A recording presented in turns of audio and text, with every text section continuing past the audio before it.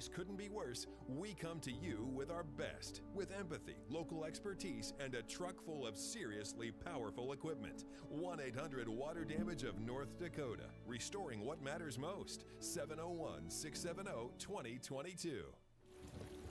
There's no... Hello, everyone. Good Monday morning. I'm just making sure our feed is up and going this morning.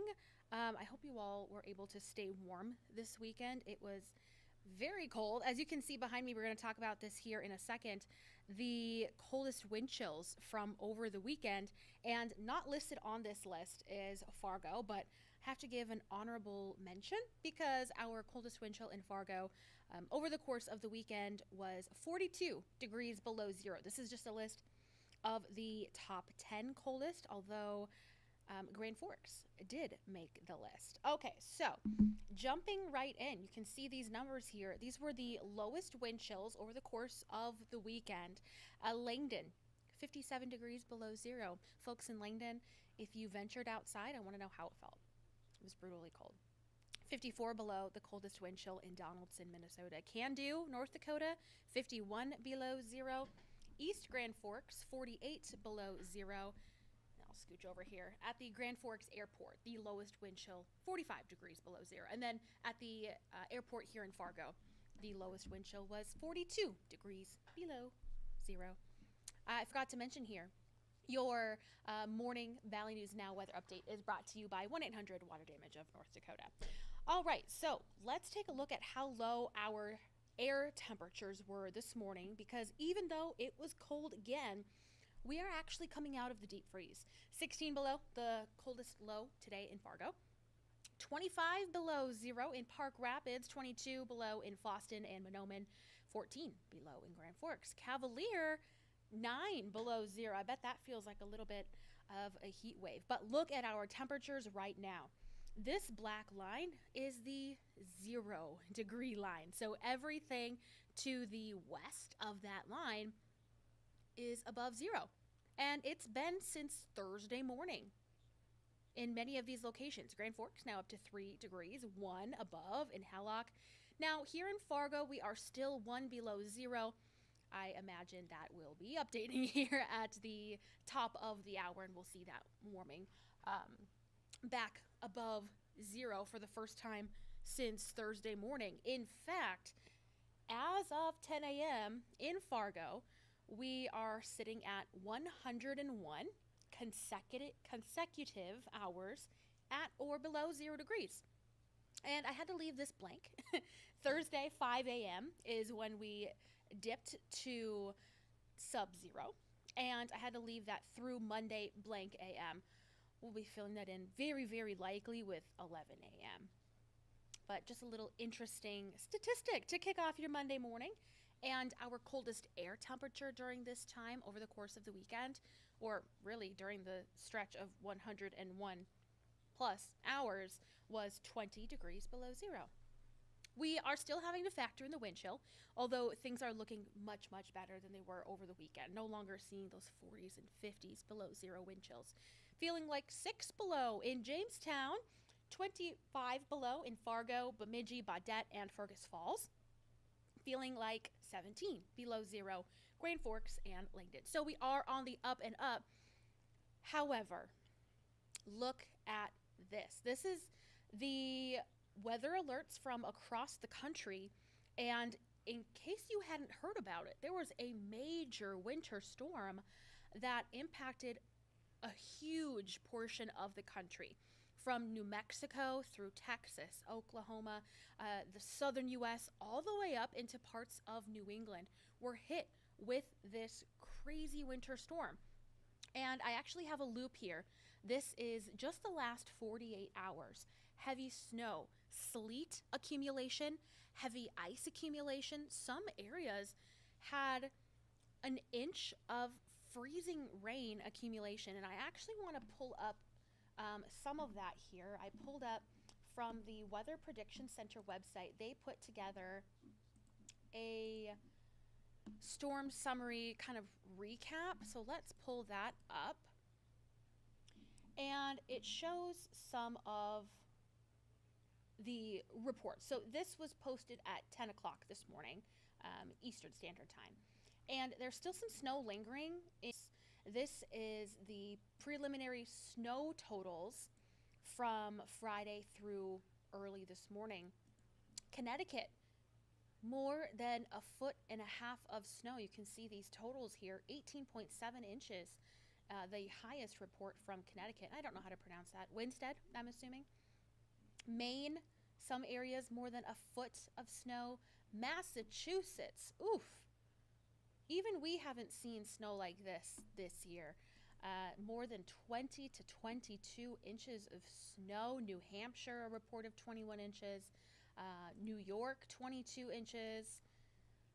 Some hefty snowfall accumulation. But it was not just snow as well. Here's a few other from the southern states. Arkansas, 1 foot of snow in several locations. Delaware picking up a little more than 1/2 foot of snow. Indiana, Kansas, let's see, keep scrolling here. Kentucky, Maryland, Missouri, New Jersey. You know, some of these places do see snow, like this 31 inches, Bonito Lake. I'm assuming that is a mountainous city. I hadn't looked it up, but just based on that amount, 31 inches, I would assume that's a higher elevation. But I want to scroll down a little bit further. I'll look at that. Texas, a report of 10.2 inches of snow. Some of these places recorded record amounts of snow. But one thing you don't see, at least I haven't seen around here necessarily, is sleet accumulation. 6.7 inches of sleet at the Adams Field Clinton National Airport in Arkansas. That is wild to me. 1/2 foot of sleet in Ringgold, Louisiana. 5.5 inches of sleet accumulation in Marks, Mississippi. New Mexico seeing sleet accumulation. These are just crazy to look at. Tennessee seeing 3 inches of sleet accumulation at the Memphis International Airport. Several inches of sleet in Texas. And this is a little bit more notable. This was a devastating storm when it came to freezing rain. Alabama, a couple of locations here, 1 inch of ice accumulation. And a report in Louisiana of 1 inch of ice accumulation. Mississippi, northern Mississippi got hit quite hard with the ice storm. They were one of the more heavily impacted areas just in regards to the freezing rain accumulation. Excuse me, jump back over here. But this is wild. If you want to look at this yourself, you can go to weatherpredictioncenter.nsep.noaa.gov, and there's a tab on the side of the screen that you can go to click on that. But I also want to take a moment to point out their power outages. So refresh this. I just refreshed it a couple of minutes ago. But you can see, look at these totals for folks who are without power at this time. And you can see, if you hover over it, the counties that are most affected. You can see eastern Texas, northern Louisiana, northern Mississippi, lots of red there. The legend is down here. 500,000 or more without power in those red shaded counties alone. So Mississippi was heavily affected with the freezing rain accumulation. And then Tennessee as well. Fewer people without power in these states over here, ranging from Kentucky, the Virginias, the Carolinas, and into Georgia. Even just Nashville seeing many, many people without power. So the storm system has moved on. So let's move on as well. Again, this was a loop of the last 48 hours. Still seeing some snow showers moving up into New England. But the worst of the worst is over for them. Now it's all about recovery. Yes, we see, 20 inches of snow, Devil's Lake Basin, every year or every couple of years. We see freezing rain accumulation. We've seen some of that just this year alone. But the big difference is that these southern states don't have the infrastructure to deal with this type of massive winter storm system. They don't have some of the precautions in place to be able to fully prepare like we do around here because it's so common for us here. And I actually want to back up and talk a little bit more about these alerts here. I'll take this full screen again. These are extreme cold warnings. That stretches all the way down into the northern half of the state of Florida. Now, don't get it wrong. The extreme cold warning has different criteria in different parts of the country. It's not going to feel like 50 degrees below zero in northern Florida. The actual wind chill that they are forecasting is in the 20s. So there is a freeze warning, not extreme cold warning, in northern Florida, but there's also a cold weather advisory. And the actual information's not popping up here on the screen for you to read, but I did look at it earlier, and in this part of central Florida, they're forecasting wind chills in the 20s above zero. And we might kind of, laugh that off, but they really do not have the infrastructure to be dealing with that type of cold in that part of the country. So this system is still heavily impacting a huge portion of the country, even though the snow and the freezing rain and the sleet has moved on. Okay, now looking a little bit closer to home, we do have a few flurries moving through this morning. A cold front is passing through. It's brought some increasing cloud cover and just a few flakes, a few flurries. I haven't peeked out the window in Fargo. Not sure if all of that activity has actually been making it down to the surface, but seeing some light snow showers nonetheless being picked up on the radar. Here in Fargo, quite cloudy now. We did have some sunshine early this morning. This temperature, again, is expected to update at the top of the hour, but as of 10:46 a.m. on our Monday, we are still sub-zero. So just reminding you, in case you're just tuning in, that's 101 hours sub-zero here in Fargo. We warm quite quickly. Winds out of the south and southwest this morning are helping to bring in a warmer air mass. But behind that cold front moving through, those winds are going to turn more northwesterly again, but not before our temperatures warm into the teens. And it is going to be gusty as well. 3 above in Grand Forks, winds out of the west still as that front is moving through. Sustained winds in the teens, some gusts into the 30-mile-per-hour range, and some parts of the valley are in a wind advisory. We'll show you that here in just a second. But look at these temperatures. We are back above zero, and not only that, but teens to near 20 degrees above zero in parts of the Southern Valley and into our South Dakota counties. 22 degrees this afternoon in Aberdeen, South Dakota.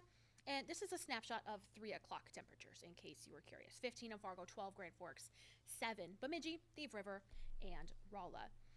Let's take a look ahead to your first alert forecast. We've got, again, just those light snow showers passing through, not expected to amount to much. But with this wind, one thing we'll be watching out for is some patchy blowing snow, especially where we still have a few flakes falling and those wind gusts start to pick up. Could lead to some brief reductions in visibility. By 5 o'clock this afternoon, getting ready to head home for the day. Temperatures still in the single digits, but this evening we will be dropping back down below zero, but not brutally cold like we have been for the last 101 hours, if not longer than that in some areas. So single digits below zero, a couple above in the far southern valley. But looking ahead to the longer range forecast in your 11-day here, back below zero again for your Tuesday morning. And then today is going to be the warmest in regards to high temperatures for this work week because of that south wind. Behind the front, we're colder for the next couple of days. 6 degrees tomorrow, 4 on Wednesday, 4 on Thursday. And we're watching for some more cold temperatures Thursday and Friday mornings. We'll be back down into the teens below zero here in Fargo. I wouldn't be too surprised if a few locations, especially north, drop back down into the 20s below, but it still won't be as cold as many of us were over the weekend. But just something to keep in mind. You're still going to want to keep the warm coats, the gloves, the hats within reach because you might want them again later this week. For the weekend, we do have slight chances for some light snow showers, and that's the first sign of light snow that we have in the forecast for a while. It's been a little bit since we've talked about the snow chances, aside from, again, the few light snow showers that some of us are seeing today. But we're rounding out the month of January on Saturday with a temperature that will still be a bit below average, but by Sunday, February 1st, we are back above average, 22 degrees, and the average at this time, or at that time, I should say, is 20. And we stay at or above average for the entire first week of February. And aside from that snow chance on Sunday to kick off the month, we're not really eyeing anything big when it comes to precipitation. So the worst of the worst cold is behind us. Our first alert weather day stretch ended at 9 o'clock this morning when the cold weather advisory was allowed to expire. There was an extreme cold warning in northern Minnesota early this morning. That was canceled early. So things are looking up, albeit a little cloudy. So I'll leave you here this morning with a look at our cloudy sky as seen from our Red River Valley Fairgrounds sky cam. We are looking towards West Fargo. You can see Sanford Hospital there in the distance. I hope you all stayed warm over the course of the weekend, and I hope you enjoy the little bit of a warm-up that we have over the next couple of days, even though it is still on the chilly side. This has been your weather update brought to you by 1-800-WATER-DAMAGE of North Dakota. Such thing as a small disaster. So when you call 1-800-WATER-DAMAGE of North Dakota, we come prepared to restore your life back to normal. From burst pipes to unexpected mold discoveries or fire damage, when things couldn't be worse, we come to you with our best. With empathy, local expertise, and a truck full of seriously powerful equipment. 1-800-WATER-DAMAGE of North Dakota. Restoring what matters most. 701-670-2022.